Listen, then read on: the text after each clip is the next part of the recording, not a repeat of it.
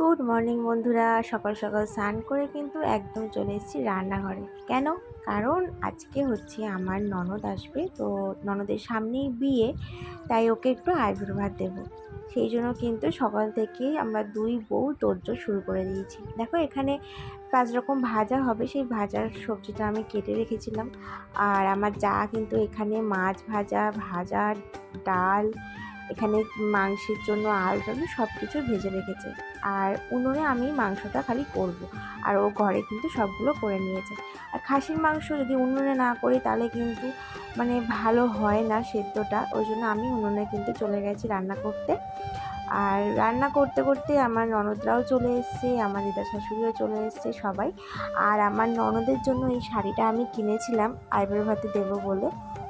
তো তারপরে এই যে ননদকে খেতে দেবো বলে সব কিছু কিন্তু সাজিয়ে একদম রেডি করে নিয়েছি। ভাত, ভাজা, ডাল, মাছ, মাংস সব কিছু। দেখো সব কিছু কিন্তু একদম রেডি, শুধু ওর খাওয়ার পালা। আর ও তো খুব লজ্জা পাচ্ছে। তো তোমাদের কেমন লাগলো অবশ্যই জানিও।